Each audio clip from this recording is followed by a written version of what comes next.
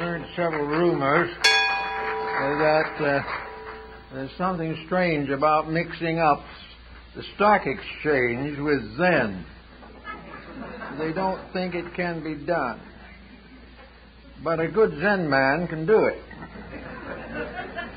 In the first place, Zen is a form of Buddhism which more or less simplified the entire teaching with almost no emphasis upon philosophy and a tremendous emphasis upon action, or we might say a cultivated inaction.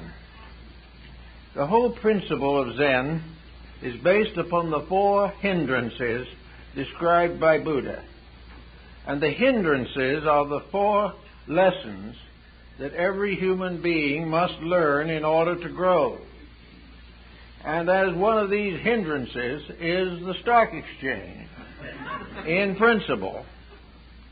But the Zen man calls it wealth. Wealth is to a large degree today a matter of business, of investment, of speculation, of accumulation, of the formation of vast institutions and organizations for the advancement of economic interests. All these come under the heading of wealth, and wealth is the first hindrance that is studied by Zen. Now, the purpose of Zen is very simple and base. It is the individual clarifying the facts of life on all of the levels with which he is associated. We all have different life patterns, but we all live in the same basic life situation. And our adjustment to that situation is the secret of health or sickness, life or death, wealth or poverty. Now, the adjustment of the individual to his world is not what he is trying to do in most cases. What he is trying to do is make his world adjust to him. He expects to be master of every situation, and in due time he is mastered by every situation. He cannot achieve his primary goal, which is to be the ruler of the world. The only thing he can ever rule well and efficiently is himself. Now, in the hindrances as set forth by Buddha, there are 4 principal causes of trouble. These causes of trouble are not new. They have been with us since the dawn of time. We've known about them. We have read about them. We have passed through the conflicts and disasters which they have caused. But in the end, we deny them. We pay absolutely no attention to them. Our great structure of success is built first upon wealth. And wealth is a very antisocial pattern to begin with. It becomes critical when we realize the futility of it. One of the points, one of the hindrances, is described in Zen by a simple little verse that is a key to a great many truths. And the verse is a little poem, a koan. And the little verse reads, "The shadows of the bamboo brush the temple steps, but the dust is not raised." It's a very subtle thought. In other words, it is only a shadow. And the shadow has no power, but it looks as though it does. It looks as though the shadow should raise the dust, but it's nothing but a shadow to start with, therefore it cannot. And most of the life that we live today is a shadow cast by something, and to which we give vitality and life and reality, but it has none. So we'll start a little bit now with the problem of a Zen man trying to work on the stock market. He's going to have troubles to begin with. For in the first reason, he was going to consider the stock market as one of the principal hindrances. If it is a principal hindrance and stands in the way of growth, Why bother with it? Why not make a law of some kind and abolish it? You don't abolish these things, because the stock market is nothing but the long, selfish shadow of man himself. It is the way man wanted it to be, but it never could be. And as a result, from the beginning of time, most of the miseries of mankind have been based in wealth. To have it, to lose it, for someone else to have it. These are all disasters. And actually, what is wealth?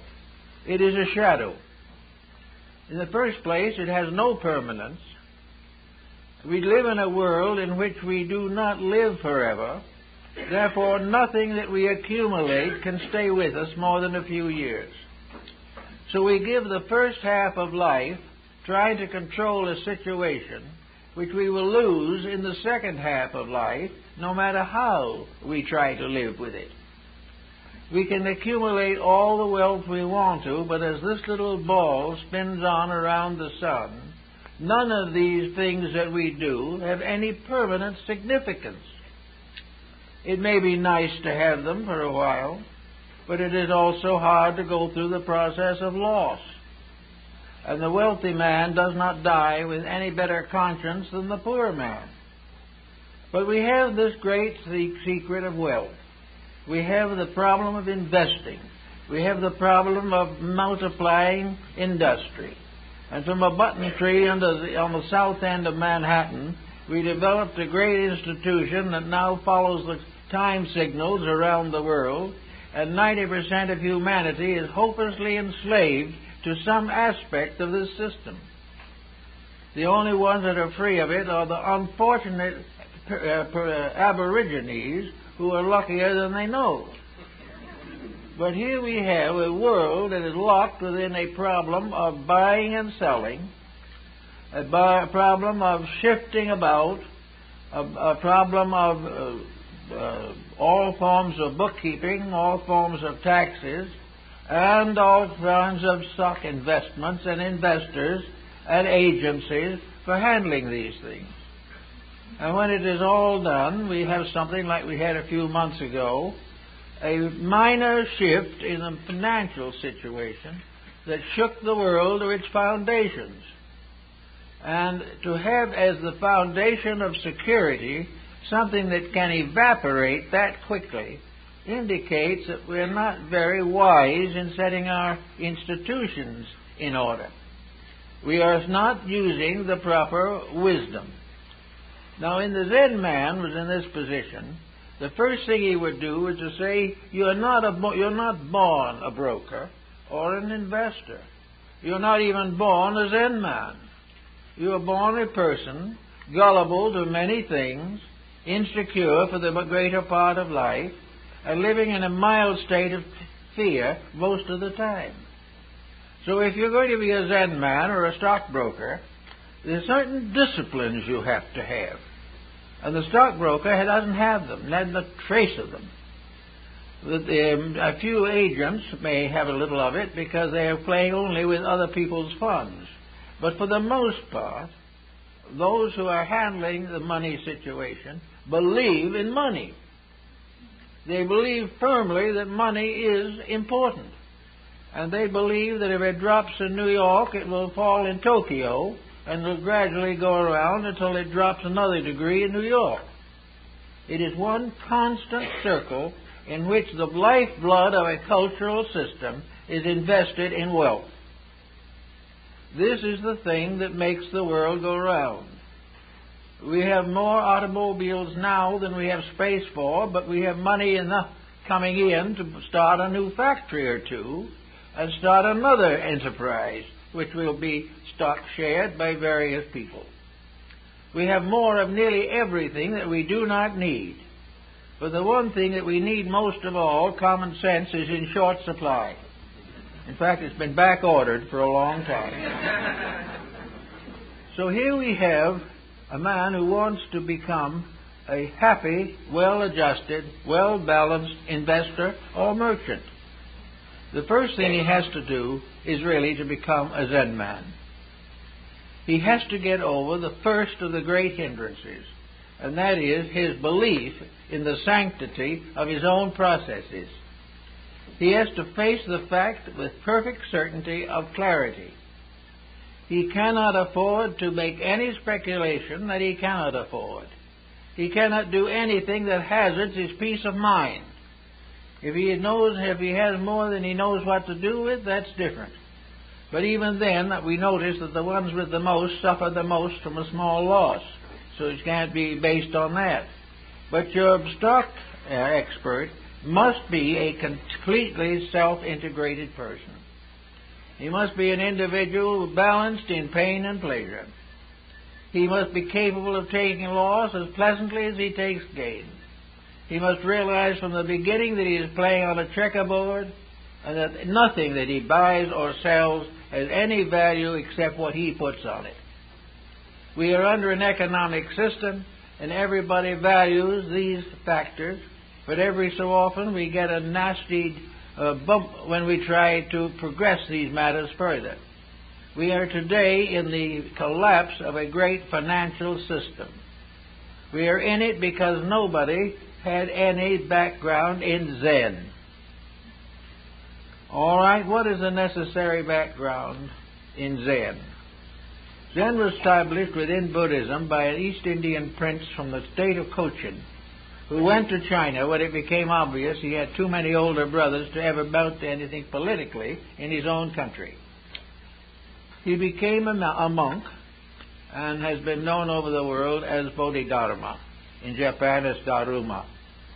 He is represented usually as a round, like an egg-shaped figure, wrapped up in a red robe all the way up and nothing showing but his face, which has large eyes and a grimace. This is old Daruma. In the toy department, you will find him in this little paper-mache egg that he is made in.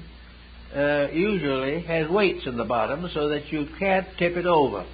And that was one of the principles of Zen, that you can't tip it over.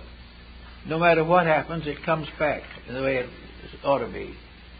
So this monk became the founder of a system of self-discipline that was to greatly affect most of the world.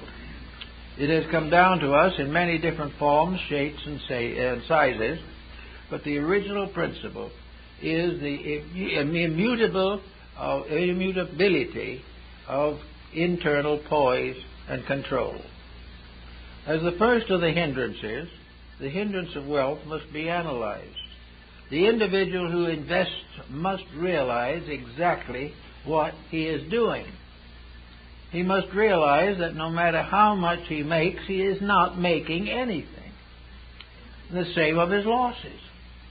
He is shifting about an intangible sense of value that is violated every day and offers infinite opportunity for corruption. He is caught in a financial pattern based upon the single thought that wealth is important. Wealth is freedom. Wealth is a liberation from all forms of pressure, when in reality, wealth is the cause of most of the pressures that we suffer from. Having decided to become a Zen man in this matter, the investor must look upon his investment as a kind of symbol, something that he should learn from. And the big lesson he is supposed to learn from the whole thing is, don't do it.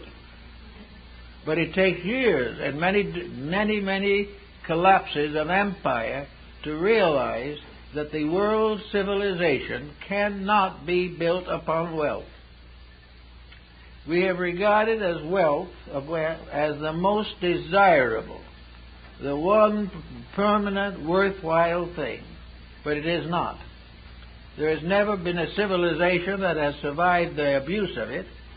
There's never any indication that a world is better from the creation of wealth. It is more complicated, and we can see that today.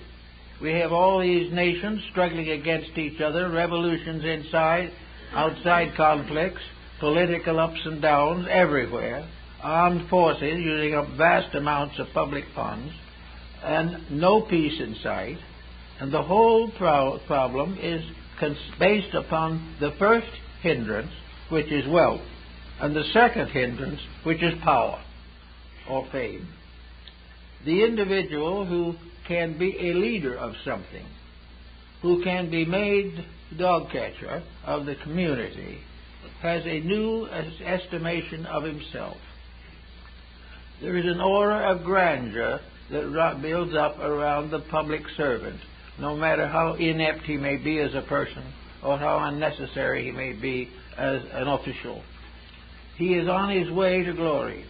I've known 2 or 3 rabid socialists who got appointed to some small office and became almost immediately very dominant believers in the monetary system. All it took was a little job, and you became part of a great thing. And this in itself brought with it a note of greatness. So the wealth-power combination are the first 2 hindrances. They both hinder the power of the individual to think straight. They make us all accept the misfortunes of the past as inevitable, and that to project them into the future is also inevitable. With all the talk that we hear all the time, there is no actual getting at the root of it. There is no real cure. There are only 2 processes, and one is to delay the inevitable, and the other is to modify it to some small degree and shift the weight onto something else. But there is no solution. You cannot solve a problem that has no solution except the abolishment of itself. Now, you cannot abolish it because you would have 50 revolutions in no time. So the Zen man simply says there's only one way of getting rid of it, and that is outgrow it yourself. There is no other way. There's a story in China of a great mandarin who, being very wealthy and in favor at court, bought a beautiful villa and a lovely garden and settled down to enjoy the glories and beauties of life. Not long afterwards, a wealthy industrialist who was not of the favored class also came into money through business and decided to buy the next property, the property right adjacent to that of the mandarin. When he got the property, maybe it was, we won't know for sure, but maybe it was the lion paste or salve. Oh, tiger balm. Maybe it was the tiger balm man that did it. But anyway, he got this villa next door, and he proceeded to lay it out so badly and so extravagantly that the Chinese cultured man next door was going into fits. He couldn't stand it. Every time he looked out of the window, he was antagonized. He was disappointed. He tried to buy the other property, but the man who had it said he'd put so much money into his beautiful garden he wouldn't sell it. So there was no peace there. And the aristocrat would just look out the window and wish something could be done about it. Finally, a Zen man, who was his friend, came to him and said, "What's the matter?"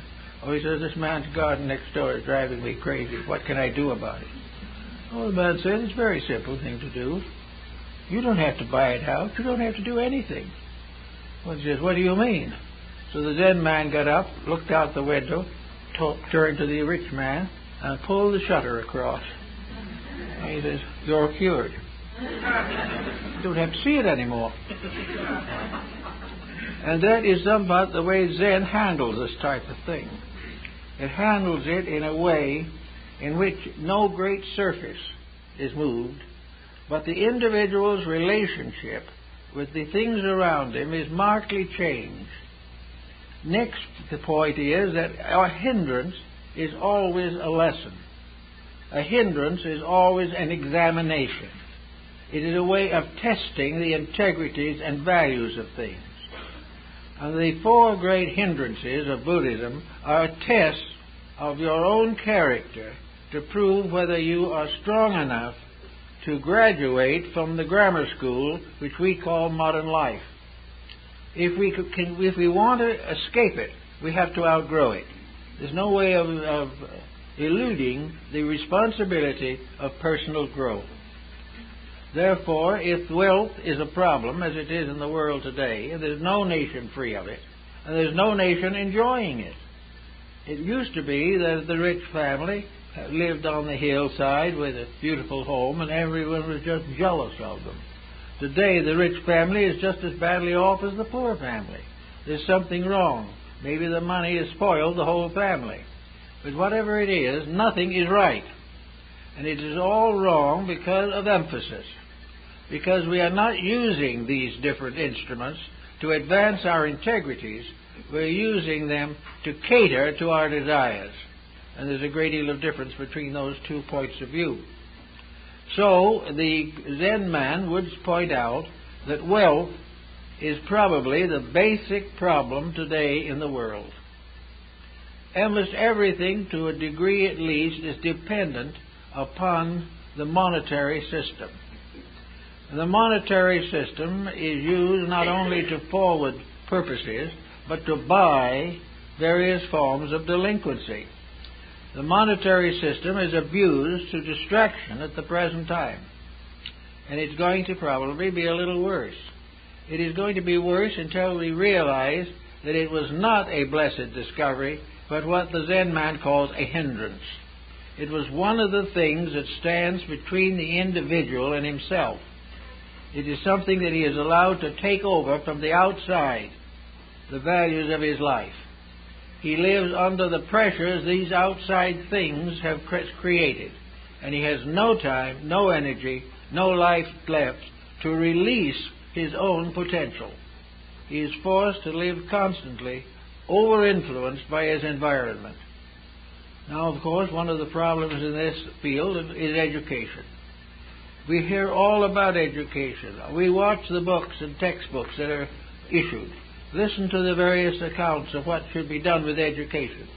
But we do not find any clear statement for young people as we would find it in the case of the Zen man. The Zen man would say that education is the individual growing up into his own maturity, and he must be helped by whatever means helps him to be himself and does not merely make him a profitable unit in something that has no existence to start with. In other words, the education of today is to fit us into the economic theory rather than to help us to raise it, improve it, or escape from it. And it's the same thing with all investment problems. The investment is more or less the heart of the entire economic system. It all depends for the circulation throughout the arterial structure of economy that the financial situation be kept above water. It must be maintained. But it's reaching a point where it cannot be. And it never was really solvent. There's never been a time when there's really been solvent in the sense of security. It's always been that your securities were insecure. And this is a very important point. So in the Zen man, if you're going to really understand it, must understand in perspective just how small this world is and how little greatness there is in it. This little world, which is floating around in space, is accredited as being so important that we have killed each other by the tens of thousands and the tens of millions simply to own pieces of it. And it keeps right on going, indifferent of us. It never knew we existed. It doesn't care. The whole struggle is a fight in a sandbox. The individual fighting with a shadow or another individual over something that neither one of them can ever possess. All of this financial problem, therefore, is a hindrance. It's a hindrance to growth. Now, a Zen man might say, what is growth? What can we do to make this situation one of permanent value to ourselves? The answer is, to grow means to outgrow or overgrow a condition that exists. Growth is a progress. It is not measured in wealth, is not measured in national incomes or products or in sales and investments. Growth is an unleashing of a greater measure of enlightenment. Growth is to become wiser, better, and happier. And the civilization that we now have will not confer these virtues upon us very easily. A happy person today who is not simply mentally deranged is very hard to find. And even the happiness we have is very perishable and can be dispersed or destroyed by some passing event. So the Zen man starts by saying, what do we need? What is the thing that we're trying to do? We have come into this world with a gift of some nature. We have a mind capable of thinking. We have a heart capable of loving. We have a body capable of serving. We have all kinds of opportunities, and we have an ingenuity with which to invent and devise things. Now, if all these abilities are used properly, we are a very constructive unit in society. We are something that can help others and can help ourselves. But our primary purpose is to unfold through ourselves the universal truths that are the foundation of existence. We are here to manifest reality. We are here to accomplish in daily action the wonders that we read about in books. We are simply not here to be better than our neighbor. We are here every day to be a little better than ourselves. There is no place in growth for competition. The moment competition comes in, ulterior motive is there, and Zen dies. Years ago, there were a series of articles in the New Yorker on Zen. And one of them had to do with Zen in athletics, Zen in tennis, Zen in golf, Zen in archery. And a lady who was the wife of one of the writers did an article, Zen and flower arrangement.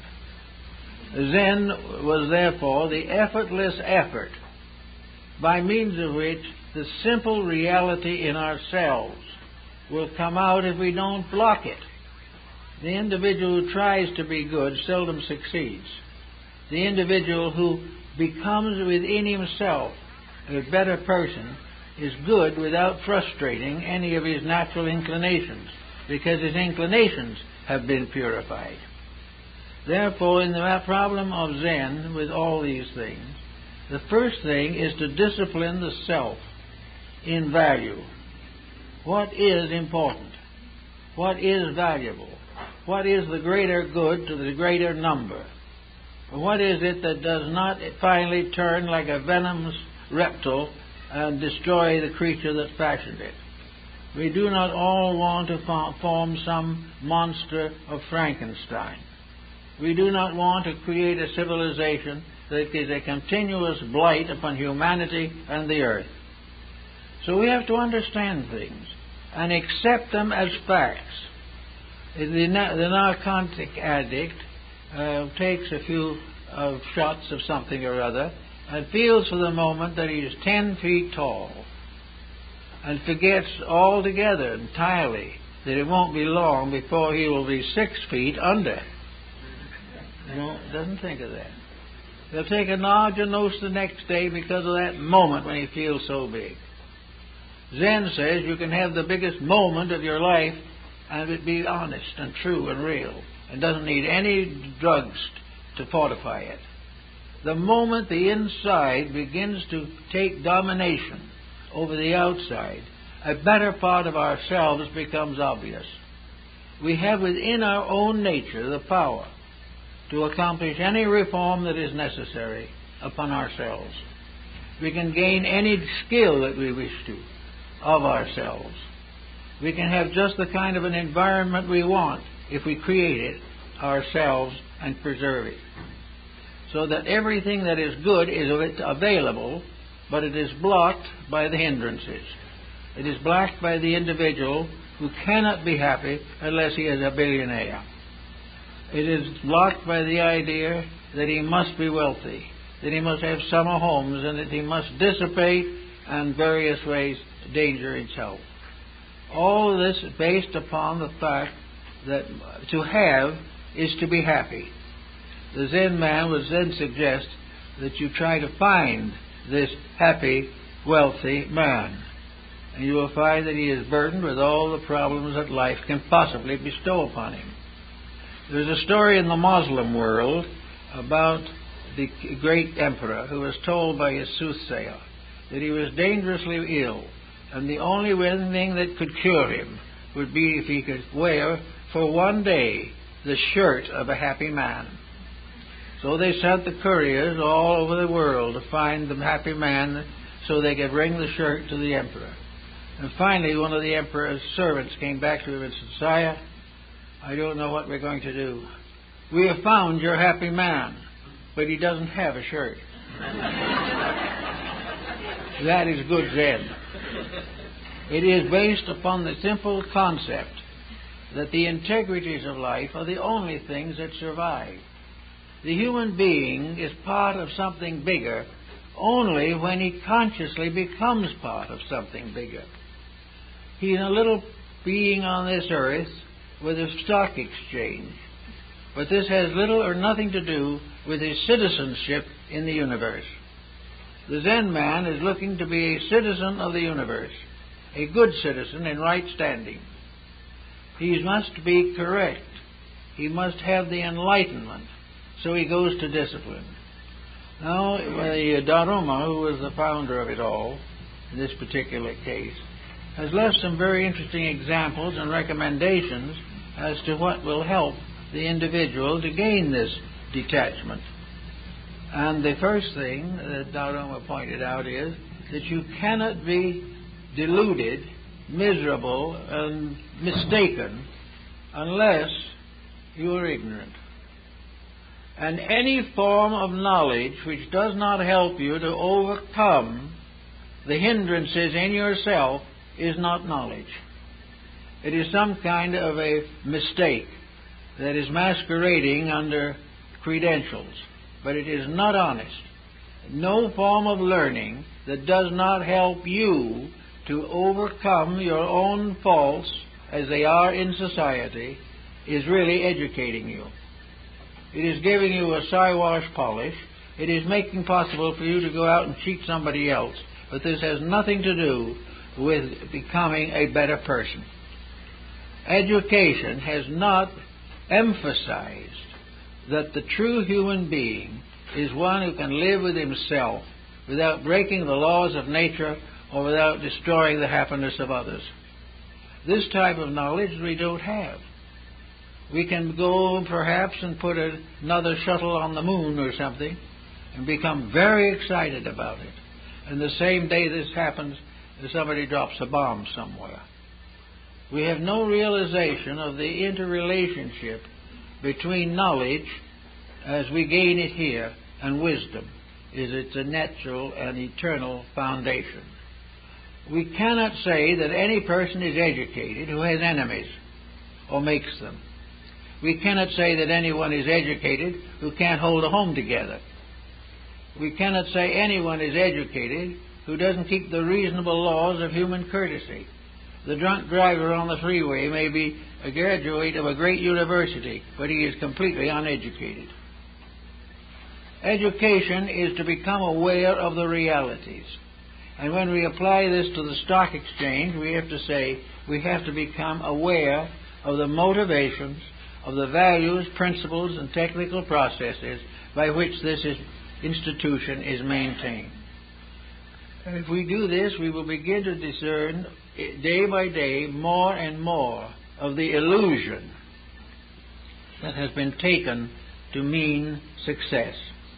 We will become more and more aware that in that problem we are not only in great danger of physical, financial loss, but even greater danger of moral and spiritual loss. The individual who has his mind all his life on stocks and bonds is not getting very far in the release of the divine potential within himself. The nature that set us up in the first place would have given us a built-in computer or something if we were supposed to have it. But we're not. We're supposed to grow and release through experience, dedication, insight, and thoughtfulness the values of the natural world we live in. We are here to understand the planet, not destroy it. We are here to use its various values, not abuse them. We are not here to make the planet into a dead body by draining out every bit of life that is in it. We were given a beautiful planet to live on, and we were given the keys and the knowledge of how to take care of it. Therefore, it's up to us to do it. And that's what we're not doing at the present time. We are allowing these atomic wastes and things to accumulate with the full knowledge that someday those accumulations are going to break through. Our only hope seems to be they won't break through on us, but they're going to be faced by our children and their children. We are simply not recognizing that there is an overall philosophy of life that must be obeyed. We are not using the knowledge that is naturally available to us. And one of the great reasons why we condone wealth and condone these things is because we believe in the concept of power. We believe that the powerful person is a success. We can't prove that he lasts any longer than anybody else, but we feel that it is a great success to be a page and a half in the encyclopedia. That means you've really done it. But when it comes to putting you away, you're just exactly like everyone else. The path of glory leads but to the grave. And why then make such a problem out of glory?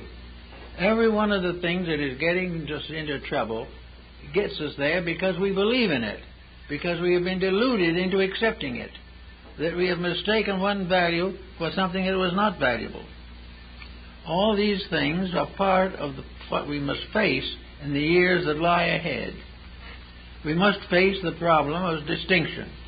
Now, at the present moment, we have a great example of fame going sour on us. We have an example now of what happens to a reputation that runs for politics. Everything that we do, everything that we try to earn, turns upon us, and every ordinary mistake we make is magnified, and our virtues are forgotten in this comparative structure that we call civilization. We are not in the world to be famous, and no one's life is that famous if we get close enough to it. It is only famous until a snoopy reporter finds out. Then it isn't famous anymore.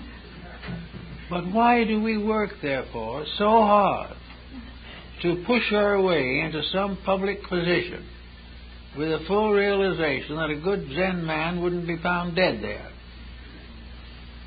It is simply the fact that we have a completely wrong standard of values. And this standard of values is killing us. It's allowing us to neglect and forget the great basic principles of truth upon which the human race was based.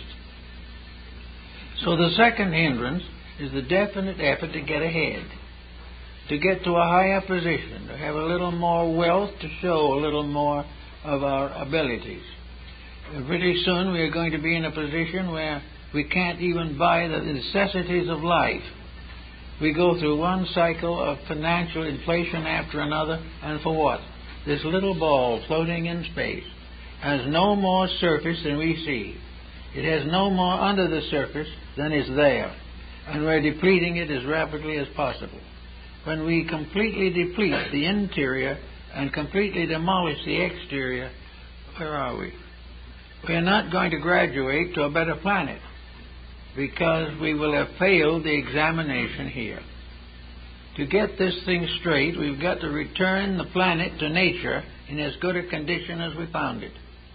And we should be finding ways to improve the stability of the planet and not the financial cupidity of the inhabitants. We are just approaching the whole thing in a completely wrong way. Now, if the Zen man was involved in something like this, he would point out another factor that comes into our thinking, which doesn't necessarily represent general public thinking. If we are, as Socrates said, if we are to live beyond the grave, if some part of us goes on, then we may have to face the answers to a great many questions. He did not believe in damnation, but he believed that the individual might have to discover how ignorant he had been, which would be a great shock to him, especially his ego. Or, on the other hand, is he going down to a silence and will never be heard of or seen or thought of again? Is he a mortal creature with nothing beyond the grave?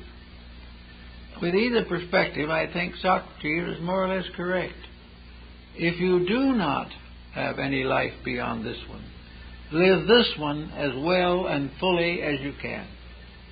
If there is a life beyond this one, if there is something afterwards, then prepare for that by revealing the very best of your nature and turning this world into a school where you learn something every day. We are here to learn, not luxuriate, and we've lost sight of those valuable points. Then we also have another point, another hindrance, and that hindrance is a problem that we call vice. Hindrance is largely a matter of providing the funds to allow the individual to dissipate in any manner possible without being able to be properly punished. He will buy his exemption from the natural consequences of his own conduct. This is available to us in every newspaper today. It is present in our attitude towards entertainment, towards literature, towards art, towards music. Everything shows a complete disregard for the very plan that produced us. Here we are, very complicated creatures. The human body is one of the greatest mysteries of all time. Whatever it was that created it, fashioned it, or put it together was a genius beyond anything we can even conceive. Here we are in the presence of an absolute miracle. And then we turn around and feed it with heroin and cocaine. We have not thought about the values of anything. We want to have that feeling of superiority. We want to spend more. We want to have more vices and more moral delinquencies than anybody else. This is great. But what does it amount to? Nothing. Now, it seems to me that one of the problems we're facing now in the shift into another century is that we cannot go on as we have. We cannot keep on with this process of constantly breaking every rule in a desperate effort to be happy. We cannot go on destroying our earth right out from under us. We cannot continue to abide by simple selfishness. We've got to find ways of doing things right, doing things with discipline and order. Now, one way, of course, is ordinary education. Our ordinary education, if the textbooks were honestly written and the courses were honestly taught and the running the institutions were sufficiently enlightened to know the difference between reality and error, we would be much further ahead. But we cannot expect this or demand it at the moment, although it is definitely coming. At the moment, we can depend only on what we can do. And it may well be that the average person who wants to have a better life may have to start educating himself after the schools have given him all they can. He may have to build his own Zen life, which is something in which he begins to impose a discipline upon his own spoiled nature. If you neglect a child up to its 10th or 12th years, you're going to have a lot of trouble with it. If you neglect the adult human being after middle life who has had no training in doing things right, you're going to have a difficult time, and so is that person. Yet it is necessary for each individual who wishes to get out of any problem he's in, and nearly everyone is in several, is to begin the cultivation of an internal life that is appropriate to the needs. So Zen says do it by various small, short steps at first. Do things that you think can be done with propriety. Keep appointments correctly. Get over pushing anything into the future that needs solution now. Stop trying to be happy all the time with pleasures that mean nothing. Try to escape, for instance, the hypnosis of the television. Try to not become completely addicted to the dynamic divinity of the computer. Let us gradually recognize that the products of our ingenuity are interesting, but it is the being that created these products and can create still better ones that is something to be considered and given attention.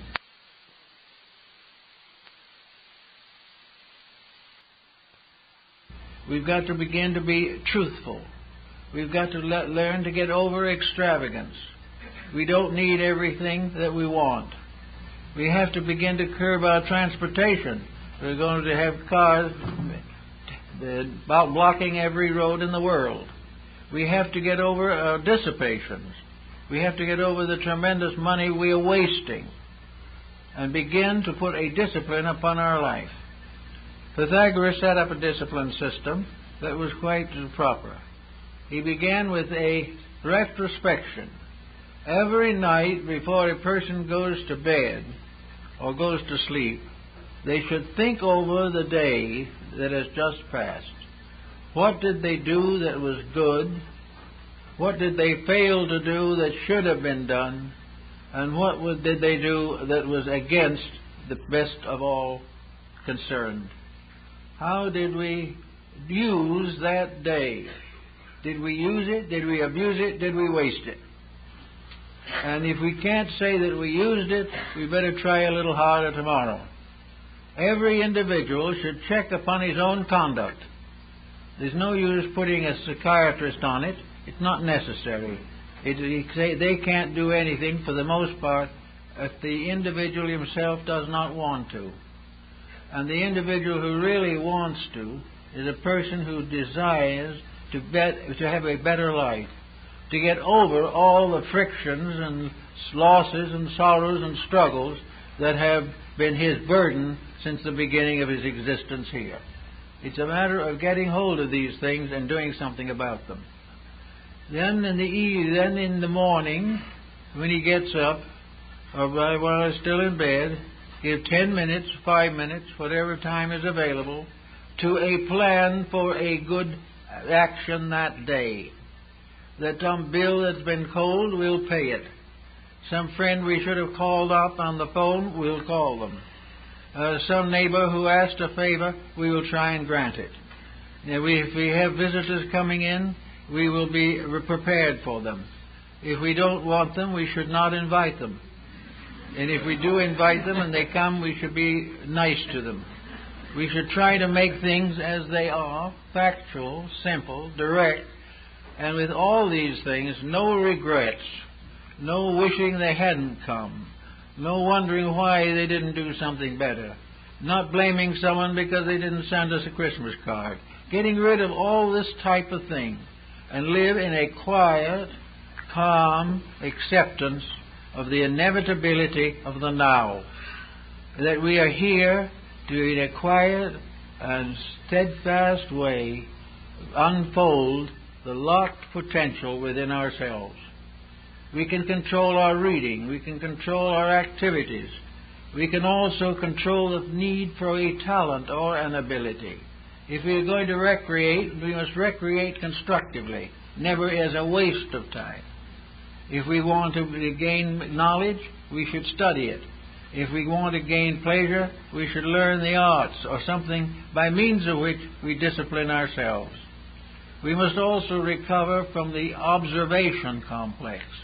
The individual who thinks they are improving by merely watching somebody else work.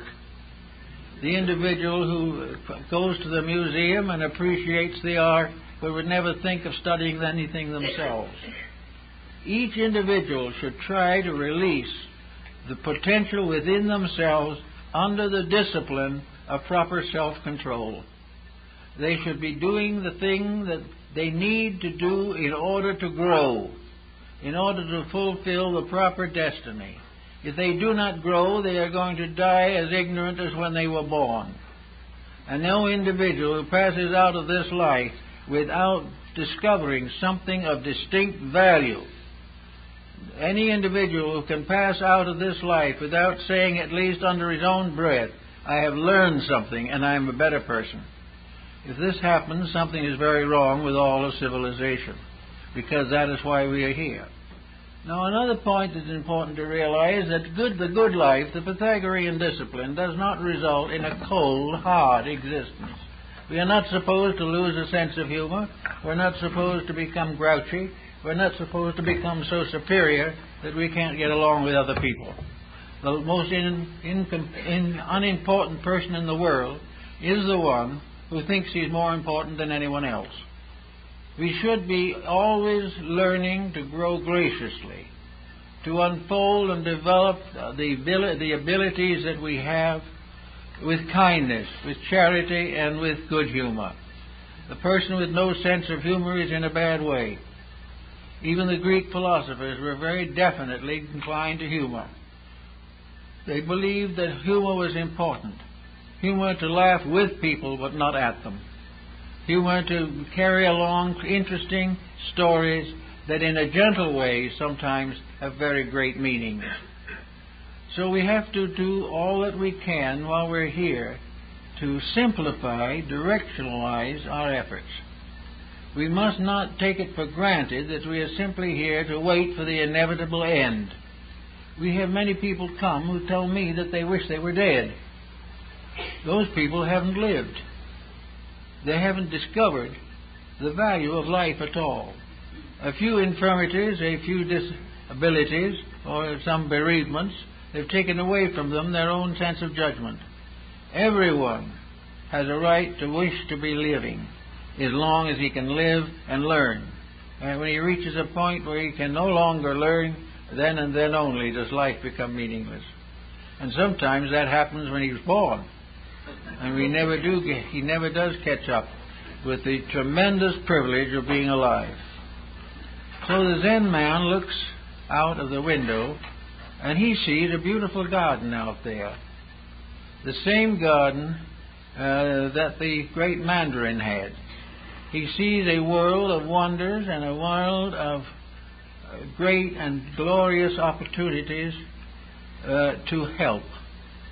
But he will not see any desire to cut up a piece of it and call it his own. There is nothing in this world that is more foolish than ownership. Nobody owns anything. We don't really own our own bodies. We don't own anything, and the Emancipation Proclamation didn't liberate us from ignorance, which is the only enslavement that is real. We therefore have no priority upon tremendous gains in land. We don't need to cheat farmers out of their soil. We do not need to destroy our competitors. These things are all part of the great ignorance, when all there is left that we really need to consider is to be productive, useful, and creative people, doing the good deed that comes to our hand, and doing it with all the heart and joy that we have. The Zen man will never have a broken heart, because he does not live that way. He does not think that way. You can't really have a broken heart if you don't dislike anyone or dislike anything. And if you dislike yourself, you have to get over that also. There are no broken hearts where there is wisdom, because where there is wisdom, there is love. And where there is love, there is never a broken heart. There may be hurts and pains, but through them all comes the deep realization of an infinite reality and a kinship with all that lives that cannot be destroyed by any event that may occur in a personal life. So we say now, here's our man who's going to be a stockbroker. We're going to start him out very simply. We're going to start him out in the morning with his childhood prayer.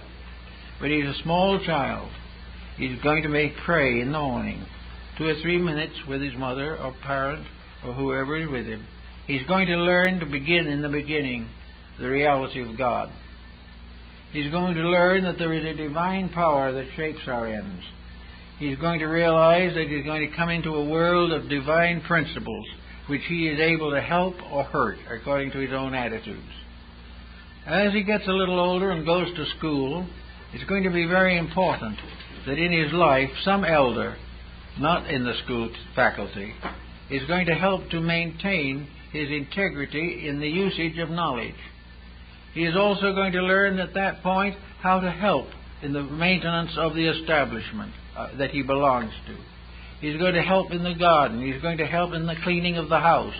He is not going to permit all this work to be done either by the rest of the family or by hired help alone. He is going to be part of a family, which means to work with the family, to do things, and not to run away and have a big time with the boys down in the vacant lot. The problem is going to learn to begin to realize his dependence upon life. He's going to learn to respect his elders. He's going to learn how they lived, how they made their way. If they are very wealthy, he should probably develop pity for them. If they were very poor, pity. If they were in the middle bracket, they were the most fortunate, and they should be congratulated. But he should start in with a social life, with a life of belonging to humanity. It may very well be good for him to join some youth organization, like the Boy Scouts or something, to get a little bit of the idea of working together on problems. When he goes to school, if he's going to be a stockbroker, he might very well to take a course in law as a lawyer, or perhaps as a psychiatrist. Don't take a course in business, because that will make an atheist out of you quicker than anything you can do. But take some course, maybe fine letters. Maybe we have a potential stockbroker who begins as a watercolor painter. Whatever it is, something that gives existence and reality to some gentle light within himself. Something that makes him feel good by doing something nice and doing something that's not for profit. And if he takes any kind of work to start with, he should give himself fully to it. He should be taught by his family or by experience that if he is employed and paid for employment, he is expected to do the good day's work. He is not provided with any inducements to do something wrong, however, or he leaves the job. All along the way, and if he decides later to marry and raise a family, all the way along he is human. He knows poverty. He has seen the sick. He understands loss. He realizes the temptation of wealth. He realizes the temptation of power, and realizes that if he expects any special reward, he must earn that reward by his own personal conduct, and not by his friends or some political pull somewhere. He must earn whatever good he hopes. And as he gradually gets to middle life with this kind of a point of view, has a good family life, has good friends, he will probably be not likely to go to become a stockbroker. He probably won't want to be, because he will see too much there that is not real. But if he does become a stockbroker, he will understand fully the problems of loss and profit. He will understand that if he is investing the funds he has saved for a lifetime on a stock deal, he is foolish. If he is putting in more than he can afford to lose, he is foolish. If he is tempting someone else to do the same thing, he is dishonest. If he wishes to do it himself, he must then be prepared as a Zen man to accept loss. If it happens that his fortune is entirely lost, he must be able to have the same peace of mind and the same quietude of spirit and the same recognition of the divine purpose in things as he had when he was at the top of the financial pile. If the loss of what he has detracts from what he is, there's been a double tragedy. The Zen man, however, will not be caught in that. He will not be caught by anything of that nature. If he should, which is unlikely, ever invest in anything, of that nature, he will lose the perfect contemplation of what am I learning? What am I gaining in terms of eternal realities? Is this another lesson to prove me that I shouldn't fool with these things which are of no value? So what should the Zen man then do instead of investing in speculation? Well, the best thing that he can do is invest in the perfection or development of his own nature. We are all full of opportune factors. We are all of us full of potentials. There is something in every human being that never gets a chance to come out because the outside is so active and oppressive and is so distant that there's never a chance for the inside to come out. Instead of using our years simply to try and make it easier here, where it will never be easier anyway, it is better to try to develop the power to become a citizen of the universe, a citizen of tomorrow, a citizen of a world that is bigger than ourselves. Daruma, the original teacher of Zen, was a believer in reincarnation. He believed in it as most Buddhists do.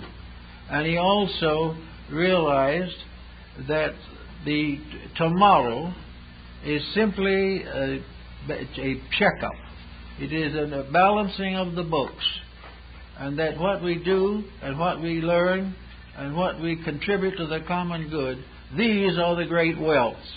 To the Zen man, wealth is good karma. It is good karma resulting from good action, honestly, simply, and gently used to help other people. Good karma is sometimes simply the fact that we do a good deed without even knowing it, because of our instinct to be kind. All these things that we build in character are the great wealth. What we possess physically we leave to our heirs to fight over. But anything that is worthwhile for us to worry about has to go with us when we go. We have therefore built a dichotomy here that is unreasonable.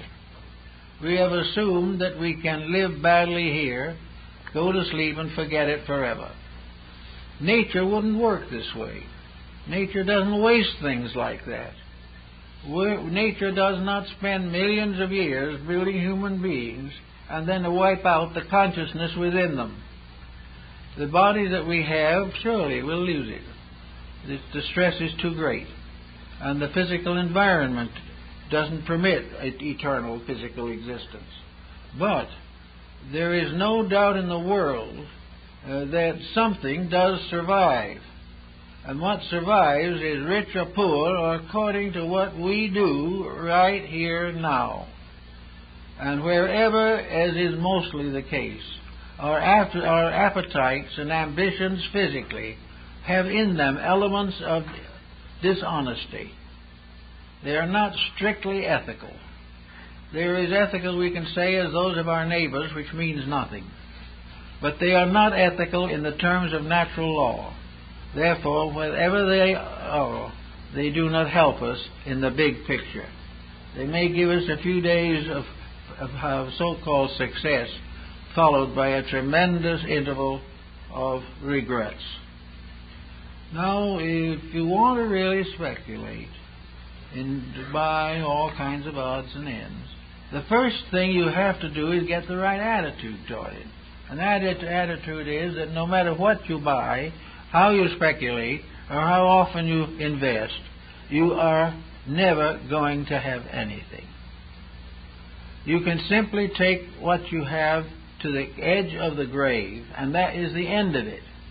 And that edge with many people is not so far off that it's worth the compromise of integrities that people make in order to get it. The individual will destroy himself for a few years of prosperity. It's a very poor deal. And even in the years of prosperity, his problems linger. No one who is prosperous is without responsibilities. So the Zen man says you can have anything you can have that doesn't hurt you. You can do anything with yourself that you know inside of yourself you will not regret. If you are sure that what you are doing is right for you, you do it, and you pay no attention whatsoever to the hindrances.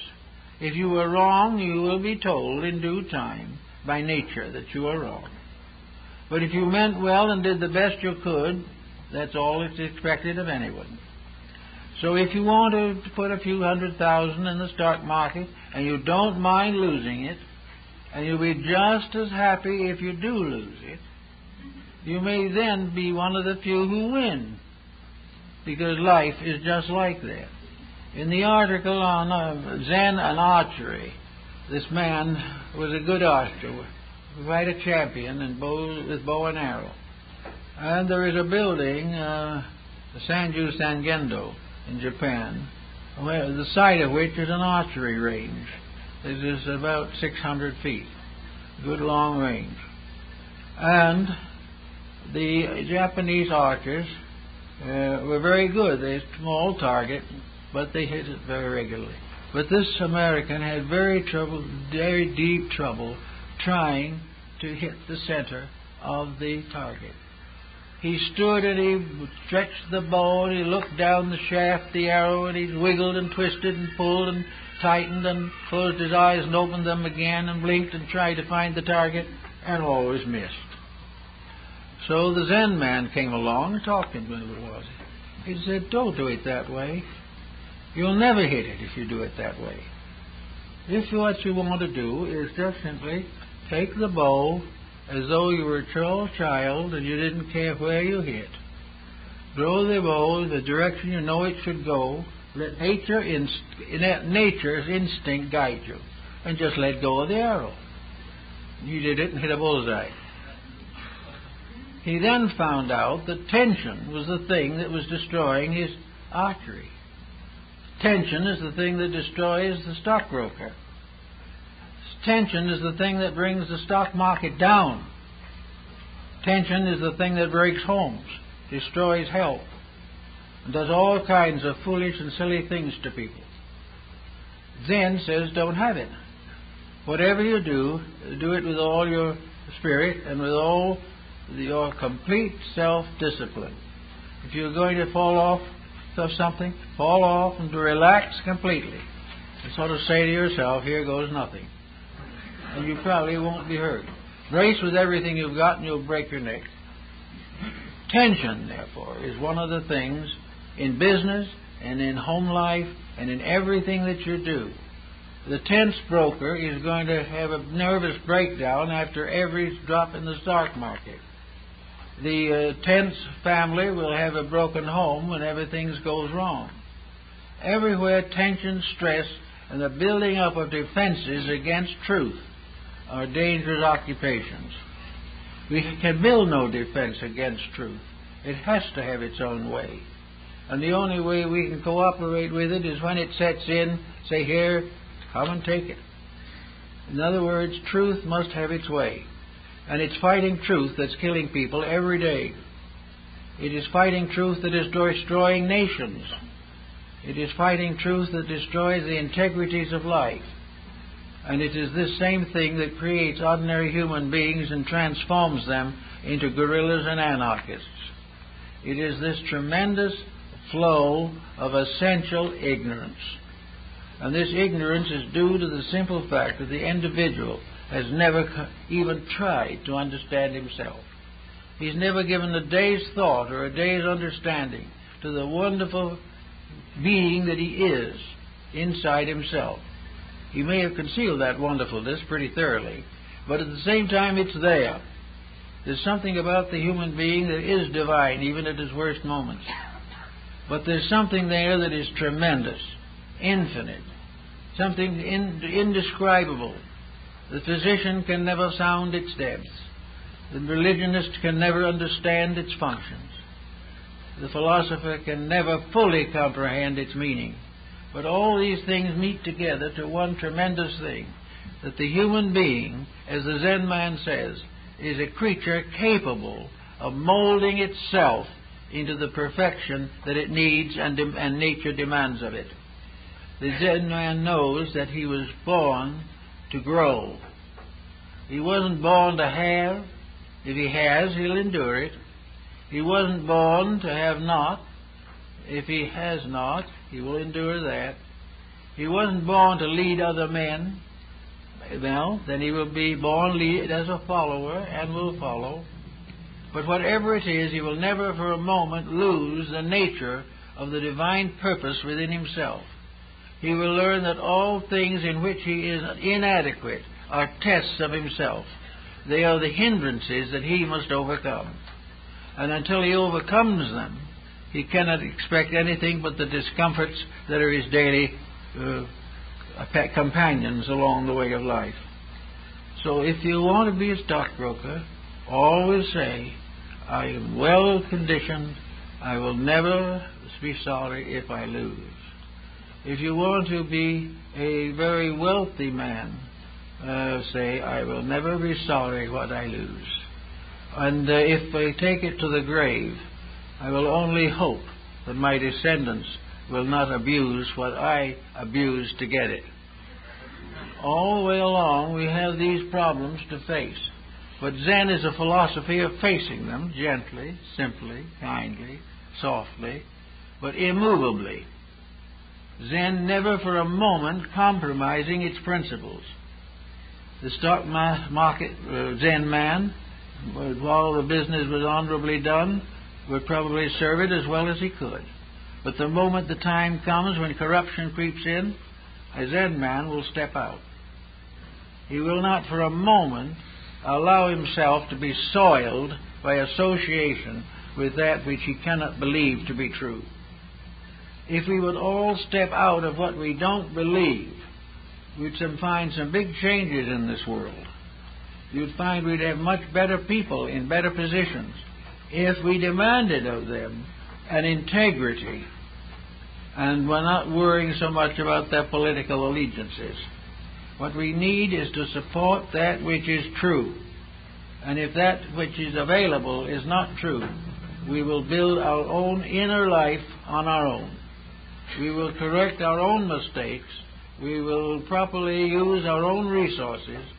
And we will never fail in family or friendship or health or sickness or work or companionship to live according to a principle of integrity. And the principle of integrity is very simple in itself, that we are here in this quest of truth. We are here seeking to know the reality.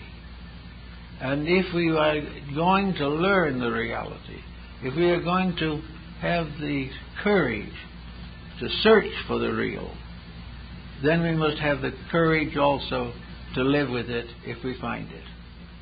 We must be prepared to live the right kind of life before we can look for it courageously. But then comes the interesting thing. Well, we are thinking of all the things we have to do without in order to be good. When we think of all the bad habits we have to correct in order to be happy, it looks tremendous. But the Zen man makes the most interesting discovery of all, that when he lives straight, he hasn't any of these problems. He hasn't one single thing to worry about. He hasn't lost a thing. The only thing he has really been deprived of is his troubles. He finds that the true life of the Zen man is happier than any other person can possibly be, because he cannot lose. He has no sense of loss, no sense of gain, only sense of service, only sense of being true to the great universal structure to which he belongs. He moves himself from a citizen in Lower Manhattan to a citizen of the universe. He becomes part of the great motion of life toward the fulfillment of itself. This is the true journey. And no one who takes that journey weeps over it, or is sorrow about it, or is tired as a result of it. We are always sick and tired and worried and defeated because we are wrong in our conduct. If we are right in our conduct, this fades away, and we discover an immutable good, a tremendous value, a great and marvelous extension of consciousness, so that we can meet the problems of the day without problem or without sorrow. We will be all right as long as we keep the rules. And in this life, we are building towards something better. We are turning towards a bigger universe than we have ever known. And it is necessary, particularly now, with our present realization of world affairs, to recognize the obvious, to accept the real with a full understanding of what it means. We can no longer deny these things. We can no longer hide them.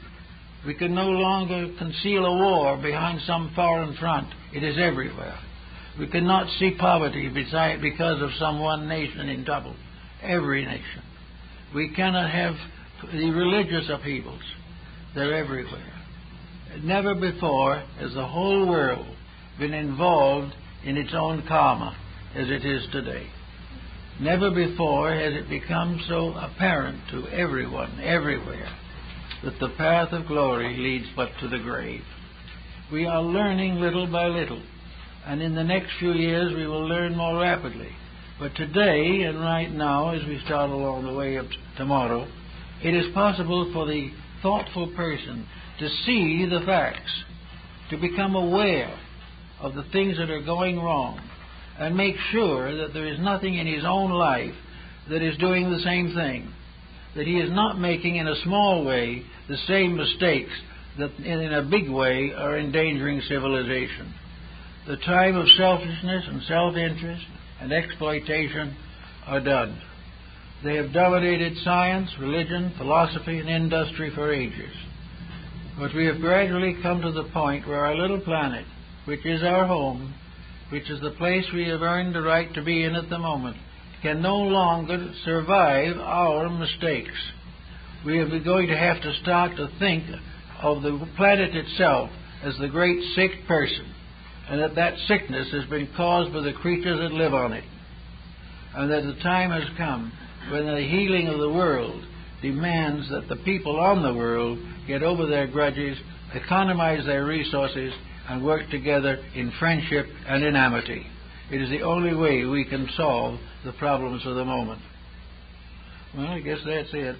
And I'd like to say, Monday evening at 7:30, my wife is speaking in the lecture hall upstairs, and the subject will be the interpretation, the truth about the coming age that we are all facing. We know that many of you will be interested. Thank you very much.